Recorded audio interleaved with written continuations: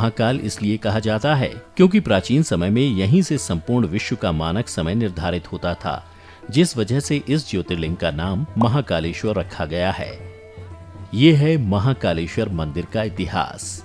पुराणों के अनुसार अवंतिका यानी उज्जैन महादेव को काफी प्रिय था। एक समय अवंतिका नगरी में एक ब्राह्मण रहता था जिसके 4 पुत्र थे। वहां पर दूषण नाम के एक राक्षस ने आतंक मचा रखा था।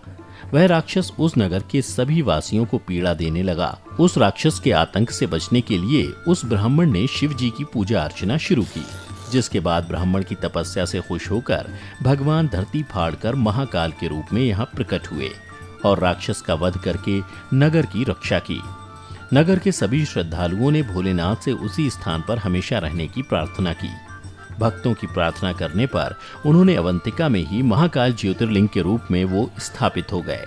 तब से ही ऐसा माना जाता है कि जो यहाँ हो रही आरती में शामिल हो जाए उसके सभी कष्ट दूर हो जाते हैं, और तो और इसके बिना आपके दर्शन पूरे भी नहीं माने जाते हैं। यहाँ होती है भस्म आरती। मित्रों, यहाँ प्रतिदिन सुबह महाकाल की भस्म आरती होती है और उसके बाद उनका श्रृंगार किया जाता है और उन्हें ऐसे जगाया जाता है।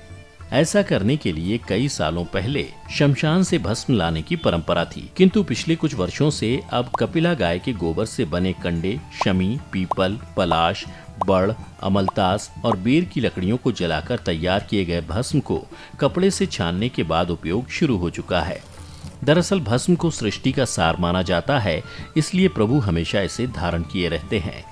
इतना ही नहीं, यहाँ पर महिलाओं को आरती के समय घूंघट करना पड़ता है क्योंकि महिलाएं इस आरती को नहीं देख सकती हैं। और तो और इसके साथ ही आरती के समय पुजारी भी मात्र एक धोती में आरती करते हैं। दूसरे किसी भी तरह के वस्त्र को धारण करने की मनाही रहती है।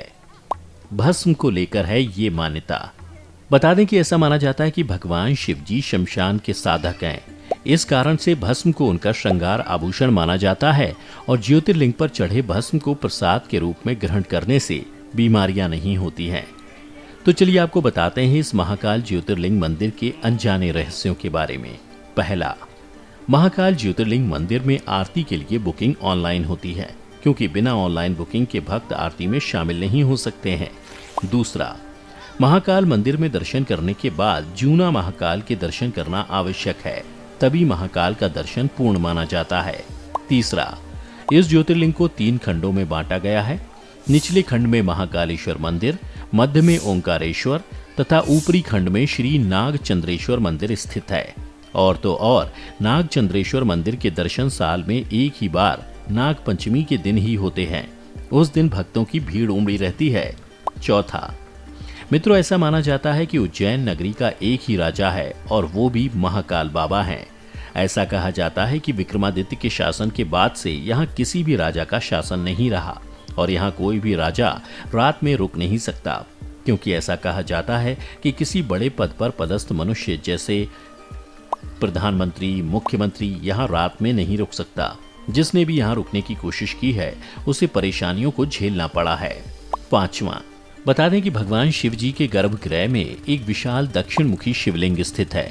साथ ही माता पार्वती, गणपति जी व कार्तिकेय की प्रतिमाएं भी स्थित हैं और गर्भगृह में नंदी दीप स्थापित है जो सदैव जलती रहती है। अंत में आपको ये भी बता दें कि आखिर आप यहाँ पहुँचेंगे कैसे। आप यहाँ पर इंदौर से हवाई यात्रा, रेल या सड़क मार्ग से महाकाल मंदिर पहुँच सकते हैं। उज्जैन पहुँचने के लिए सड़क मार्ग का भी इस्तेमाल किया जा सकता है। और तो और आप महाकाल मंदिर के अलावा यहाँ पास के हरिसिद्ध मंदिर में भी जा सकते हैं, जो देवी सती के 51 शक्तिपीठों में से एक है। यहाँ पर प्रसिद्ध काल भैरव का भी मंदिर है, जहाँ भगवान की मूर्ति को